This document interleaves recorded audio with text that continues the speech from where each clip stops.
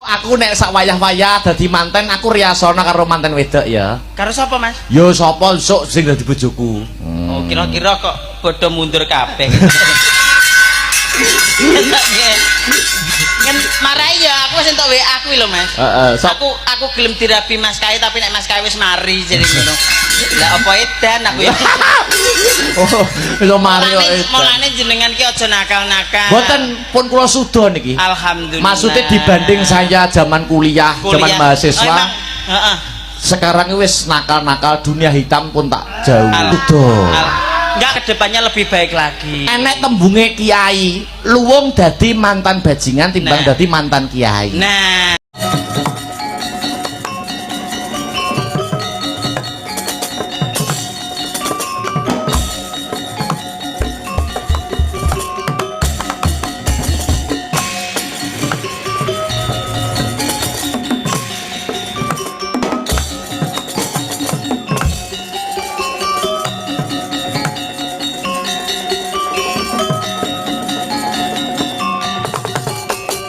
Satu dua tiga ya.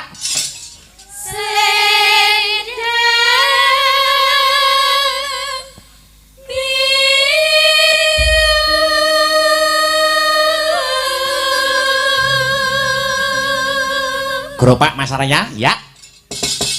Tetap ana janjimu slendaan biru. Alhamdulillah. Wilujeng incing Mas Gareng. Iya, selamat pagi Dek Petruk. Pagi Bagong. Pagi. Ngendoni swasana ana ing Patetsongo gara-gara jernyatanipun kula Petruk Mas Gareng Dek Bagong ngemban dawuh para pepundhen ingkang lenggah mapan wonten ing dusun Sambi Kerep anggenipun kagungan kersa syukur marang purbaning Gusti ingkang akarya jagat nggih menika adicaranipun bersih dusun nyukuri nikmating pangeran kang wis dilimpahke sak suwene setahun iki ya Le. Apa maneh adicara wayangan ana ing dusun Sambi Kerep kuwi wis menjadi agenda rutin tiap tahun. Agenda rutin tiap tahun Mas Gareng. Lah tahun iki awake dhewe sak kanca Sanggar Seni Astabrata sing ketiban sampur supayane gelar-gelir gantung gong ana ing dusun Sambi Kerep. Alhamdulillah. Bombong kawaran bungah ya Mas Petruk. Iya, pancen dasar kepara nyata kok Gong. Mboten saged matur menapa-napa kula Mas Gareng Dik Bagong namung ucapan panuwun ingkang tanpa pepindhan kunjuk dhateng para pepundhen-pepundhen kula namung garis ngandhapi atur kula wonten ing ajeng. Heeh Le. Ngaturaken gunging panuwun ingkang tanpa pepindhan dumateng Bapa Bayan, para Karang Taruna, panitia-panitia kabeh, nggih, lan sedaya para warga masyarakat dusun Sambi Kerep sing wis maringi kapitayan, maringi kapercayan marang awake dhewe sak kanca ya Mas Petruk, nggih. Muga-muga sapatemon iki isih iso disambung ana ing taun-taun berikutnya. Amin amin ya rabbal alamin. Pancen sing disesuwun kaya mangkono nggih. Luar biasa. Iya, sujud syukur ngersaning Allah taala. Wah, jan sing ngendang entuk momongan anyar lho Mas Gareng. Iya. Wah, jan metu lanang Le, metu lanang ya. Iya. Wah, jan. Aku mak deg-deg iki iso ngendangi apa ora. Ing atase ya iso-iso. Wong sing gender telate cus ya turun tangan to. Ya, luar biasa. Nggih, mboten dados menapa. Sing baku sak menika mung ngari tetembangan. Yo kanggo pambuka kaya adat saben. Repane Mas Bayu Haji ya. Mas Heru dibawani pucung Mas ya. Mengko penutupe karo nyoba lagu-lagu kemerdekaan penutup ning gara-gara nggih. Ternyatane menika sasi Agustus bulan kemerdekaan mengketi kamardikane negarane awake dhewe Negara Kesatuan Republik Indonesia. Ya, Mengko nggo penutup ya lagu-lagu kemerdekaan nggih. Ya, saiki langgam kasengsem riptane Mas Bayu Aji. Heeh. Mangga Mas Heru dipun bawani langkung rumiyin. Heeh. Mangga. Kang tak tunggu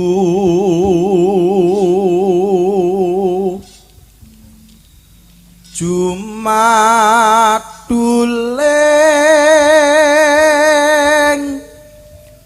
wanci dalu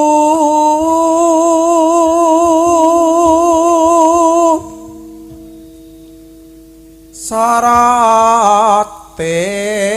kang padang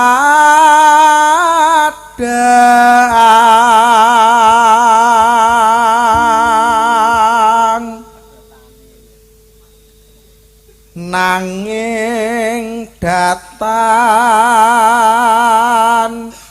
hanyu lapi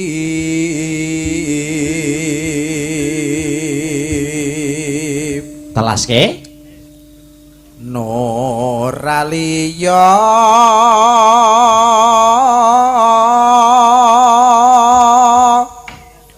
hamung kajaba ram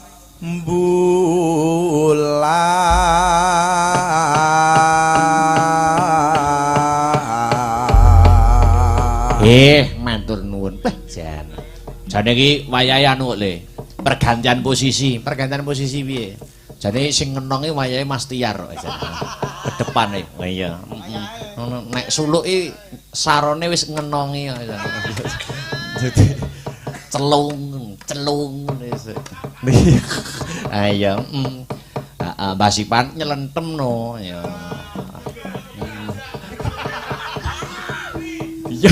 Juga mengapalkan nama-nama wayang. Ku nak biyen. Yo, Dik Sinta. Heeh. Buka celuk karo berdiri pelan-pelan. Heeh. Monggo Dik Sinta dados langgam kasengsem. Ya, yuk coba kaya ngapa. Wanci ratri aku tansah nganti-anti sorot kang padang nanging hanya lepi gendreng nyawang tak pandang jah nganti ilang yen nganti ilang pikirku dadi nglambrang lamun grahana kuning dadi abang wanci Jumadal citranmu manglemayang saya indah rinombuhan lintang-lintang nora jeleh kasangsap anggan kunyawa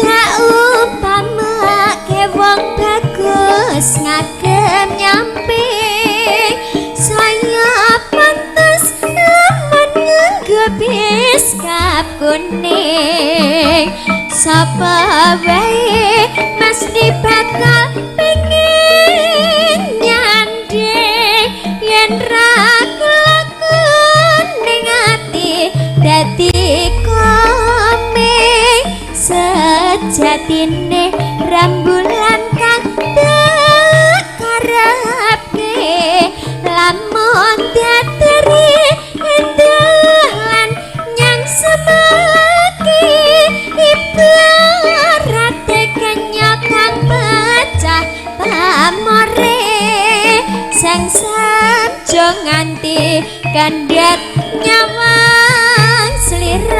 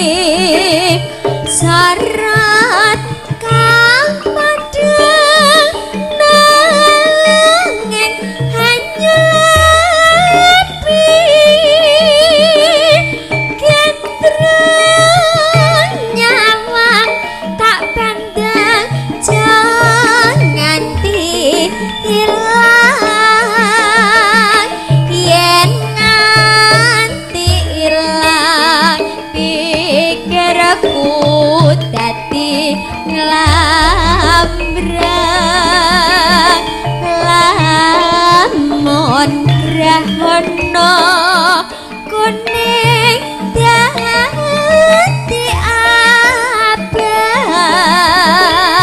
wangi cumedhun citramu manglemayang saya endah rinumbuhan lintang lintang narajele kasangsap angganku nyawa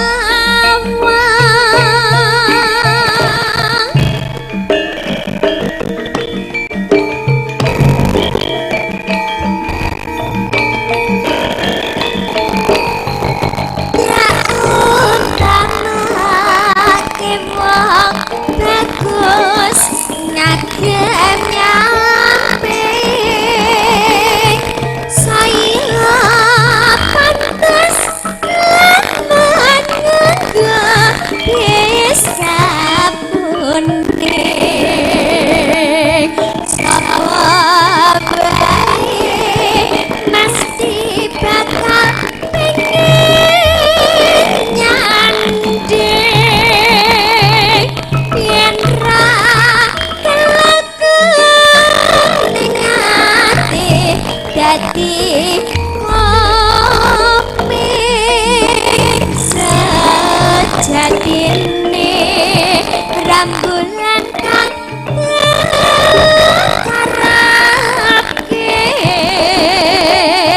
lamun dari dalan nyang semangke ibarate kanyang kang baca pamore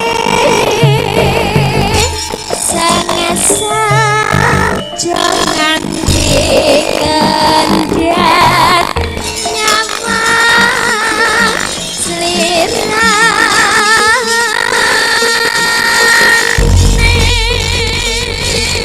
matur nuwun langgam kasasem sampun ngatur yo tumbuk jumeneng yo nggih jumeneng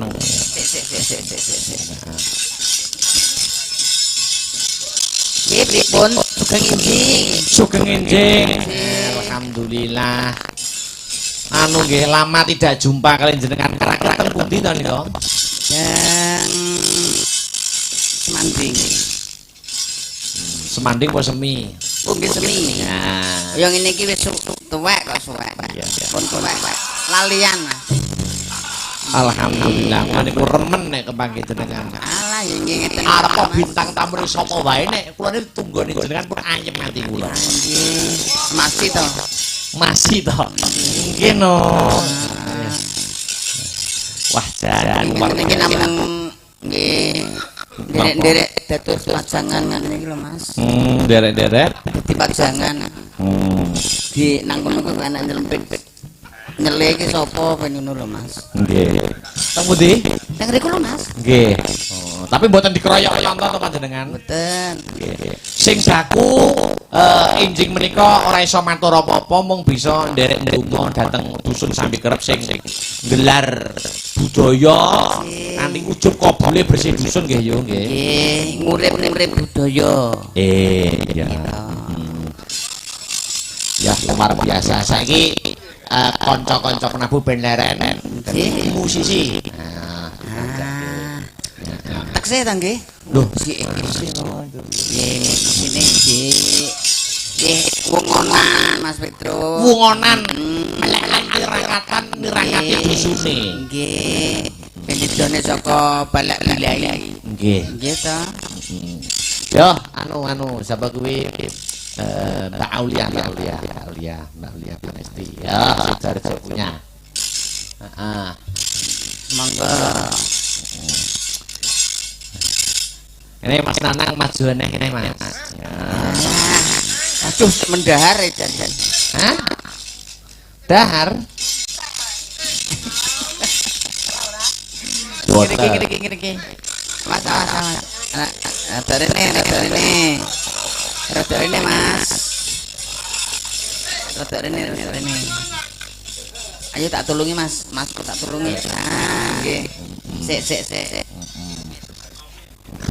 Mari kopi mana kopi. Selamat pagi Mas Nana. Nggih, pagi Mas Akbar. Wah, ya Allah luar biasa. Dereng ngantuk to nggih jenengan? Wah, ketua ora sih bentar soal siang pun tilat Oh iya. Luar. Menika panjenengan kula gandengaken kalian Mbak Aulia Pangesti dari Sidoarjo. Nggih, asli wong Nganjuk ning domisili datang Sidoarjo. Baru ketemu kali ini nopo sampun nanti kepanggih, Mbak? Nggih nembe niki. Loh, sudah 2 kali loh Mas. Teng pundi? Aduh rene Mas keliru. Wah, masyaallah. Ora apa-apa, makane ra rawang nanak. Mantul ya. Wong yo SPD marang. Apa kuwi? Sabdo teng dedet asap dodol ya kuwi. Ya, wis. Salaman seda. Ning ndi Mbak Pangesti ketemu Mas Nanang sebelumnya di mana? Ya Allah, teng pundi? Duet apa nih kalau Mas? Oke. Masuk Mas Nanang. Ndak. Aku kok lali. Wah, duit entek terus lali ya. Ya, pemenang aku. Selamat pagi Mbak Aulia Pangesti. Selamat pagi Mas. Wah, lama kula nggih tidak tuju panjenengan. Anjir. Kita panjenengan nggih sibuk terus tanggapan terus statusnya kok. Alhamdulillah, rezeki anak soleha. Amin. Sidoarjo Mas los ten mriko. Tanggapane. Nggih teng daerah Etanan ya Mbak Aulia Pangesti. Sidoarjone pundi to Mbak Aulia jenengan? Candi Sidoarjo. Boyoh candi kok. Dengan Semerat. Candi Lore Tangerang lho Mas. Semerat. Oh, Semerat. Nate ngeri kok. Nggih. Pak apa rono? Sepeda motor. Piyambakan. Wah, langsung engko nglepot lah piyambakan. Berarti tarik niku mitase Sidoarjo nggih, Pak. Tasik niku. Celak. Oh, perbatasan. Apa Mas Nanang? Yo, karo Mbak Aulia Pangesti rembukan. Apa sing kira-kira nafaskan musik? Kula tak nyobi kukusen longso. Niki ketoke kisah nyata kula. Curhat. Musik Mas Nanang ya. Nggih no, musik. Iki gak nyewoni Mas Akbar, iki aku dhewe Mas Akbar.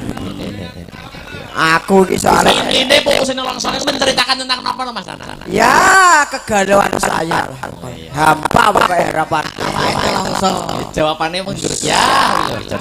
Nah, soalnya kadung lekku ngerancang Ceranane. kok jebule wah, jebule aku ditinggal minggat nomorku diblokir. Ya ampun, kok melas teman-teman. Masa karo pesen nomorku diblokir? Oh, mboten nek niku mboten. Oh, blokir aku ngleno pangindangku kelakon tak ambung pipi. Oh, iya. So sweet. Wah, ya. Nanang nang ngene delok kelir ngene. Walah, saya wong yo kowe marani. Ayo, tutup apa pupusnya langsung antara Mbak Aulia Pangesti dan Siap. Mas Nanang Pangestu. Nggih, nadane Pak Tres. Mboten Pak Tres iki. Ora nyawang matane. Beh. Aku yo malah ki mok paket mau suwengi kami serontolen ta. Ora apa. Kabeh. Apa iki sak tenane? Takdirku sing jawabke. Sip. Sliramu beda ati beda lambe. Siji jelas. Kisah nyata. Wes kadung mati rasaku, kemas rungokno tangisku, benci eko saka uripku. Paribasan ranggen lintahe angkasa kowe tega gawe gelo marang tresno iki wis aku pilihane wong tuaku sepurane yen gawe loro atimu. Kas do koyo ngene iki lara atiku harus nomor kowe wis. Ora. Asta Brata. Suka Ugi katur ingkang nyimak lumantar channel YouTube Asta Brata Media. Makasih Mas Nanang. Nggih. Salam-salam Mas Nanang. Ugi katur Pak Maris Sugiono. Surabaya. Ing Surabaya nggih.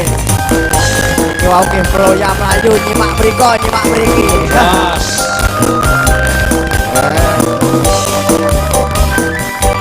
Masuk nggih. Tarik Mas. sepurane yen gawe loro atimu. Hei. Terima kasih Mbak Uda Pak. Terima kasih. Mbak Uda sudah Mbak dulu. Tunggu.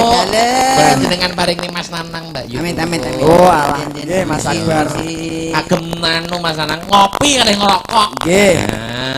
Mboten damel teng guyangan mboten. Ora. Ana nggih. Soale napa to Mas Akbar? Soalnya nopo? Kado nek teng guyangan lu beduk mriki enten. Wes. Nggih ugi menika kula aturaken lagunipun menika Mas Septian Guntur saking Watu Dandang nyimak teng nguri menika. Oh nggih. Nggih. Anu itu seniman mboten? Nggih riyen kanca jaran riyen. Iya. Ugi menika Mas Joko Samudra saking Samboyo Putra nggih menyimak. Oh ngaten Nggih. wah akeh koncone. Wah, kayak Sedulurnya. dulure kathah Mas Nanang. Nggih. Matur nggih Mas Nanang. Nggih sembah nuwun Kula sembah nuwun. didongakne lho Mas Nanang. Nggih kula dongakne panggah ganteng lancar rezekine akeh tanggapane nggih oleh jodoh sing ayu. Amin amin nggih. Wis makasih. Suwun-suwun, Mas. Diantar lagi Mbak Tumpuk. Nggih nggih nggih nggih. Alon kanang. Saiki Mas Heru. Malah sing jiglok malah sing tumpuk. lurus. Aku malah arep dicupuk. Iya. Monggo. Yo Mbak Pesek, Mbak Duwi, Mbak Beatrice jumeneng yo. Ya, jumeneng bareng. Sepati. Apa?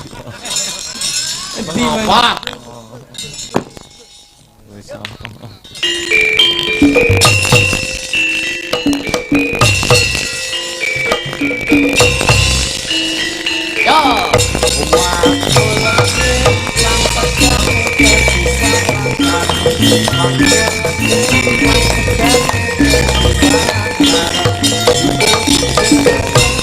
Sip. Ya, apa ya bertiga yo, sing musik-musik wae. Ya. Sing nganggo musisi ya. Apa? Ben suasanane ora kendu. Ya ini kita rahasia sing minat dikencengi ya Mas. Suasanane lho. Suara kenceng. Dikasih taman jeruk. Oke, Taman Juruk juga, Bu. Lho kenceng nih. Nyapo to nyapo. Liane. Taman jeruk apa lestari? Lestari ya, apik ben nek Lestari wae. Apik nek Lestari. Lah iso. Tenang, ben Lestari dusun sambi kerep. Ya Allah. Oh iya, berarti lestari, Cong. Lestari. Iya ya ora apa-apa. Ya, wes, Mas arep nutukne lakon sik. Senengke. Do VC ya. Dilanjut besok. Besok ngubre Duwi dewa. Tewa. Ya. Lestari, coba kaya apa Mas? Ditumpuk nggih. Nggih. Gue penutup, gue buka semangat lagu-lagu kemerdekaan. Ternyata ini sasi Agustus loh YouTube. Mudin anu ora ya. Ning desane dapuk apa ki Agustusan? Niki.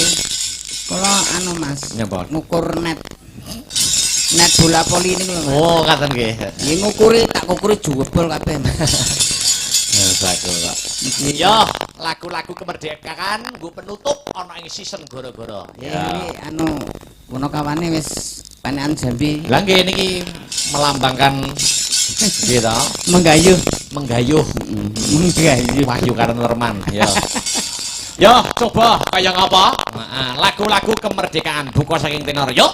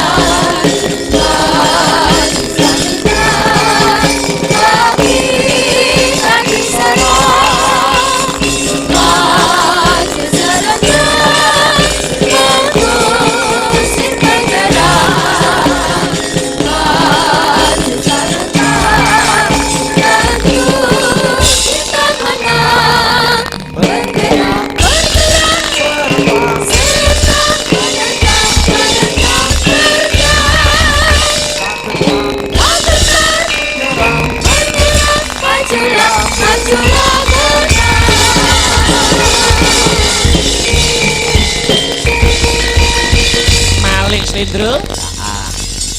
Ya. Nutuke lakon Mas Gareng. Ya, Nduk. Nutuke lakon Dek Bakok. Heeh, iki meduna sik to, cengelku ora kuat. Kaya ngopo? Ta bareng lakon Semar bangun kayangan. Semar bangun kayangan.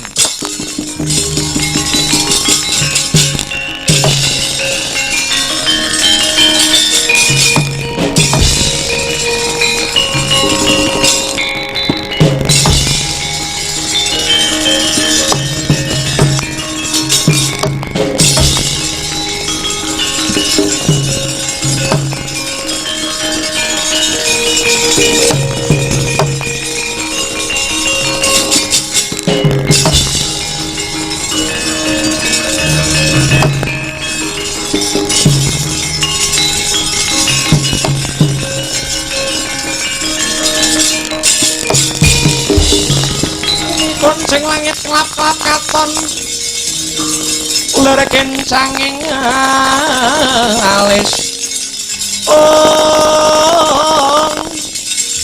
ore sang maweh gandrung sabarang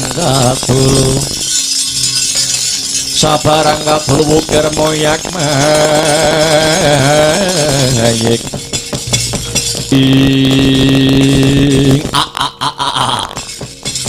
menawi mboten klentuing pamawas menika bendara kuling plangka mati Raden Abimanyu ingkang kepareng rawuh. Iya pancen bener Wa Semar. Bakti kula katur nggih Gus. Wa Semar wis ndak tampa. Wonten wigatos ingkang pundi Ndara dene paduka kestu rawuh wonten Karang Kadempel mriki. Wa Semar tak kira ya mung Wa Semar kang bisa ngudari reruwet madhangake pepeteng punapa ingkang dados underane perkawis.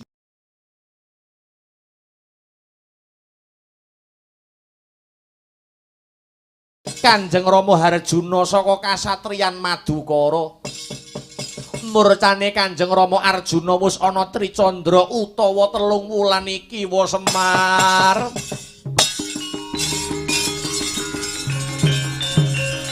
Rama kula sing sowan.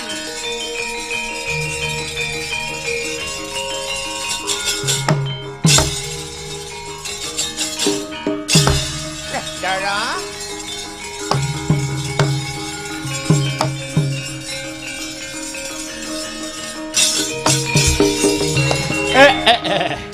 Petruk kang wis bali ana praja Ngamarta.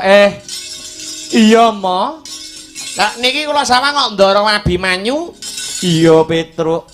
Bekti kula ngatur Den. Iya Petruk wis ndak tampa. Kepiye? Kepiye asile kowe saka negara Ngamarta antuk gawe apa ora Petruk? Ngene ya, Pak. Sak tekaku ana setinggil negara Ngamarta iki mau jebule kedhisikan karo rawuhe Sinuwuning Mandura Prabu Baladewa. Kang sarimbit karo Patih Ngastina ya kuwi Patih Sengkuni. Lah tinemune Sinuwun Prabu Baladewa ya duwe perlu kang padha ya kuwi bakal nyilih wujude jimat jamus Kalimasada. Wekasane dadi geger nganti dipisah kelawan Ndara Werkudara. Sak rampunge dipisah Ndara Puntadewa nyusul njuk ngendika. Isine pangandikan sapa wae bakal disilihi wujute jimat jamus Kalimasada yen bisa mujuti kembang sing arane Sekar Jati Wasesa. Kabeh mau wangsit kang ditampa dening Ndara Puntadewa, Pak.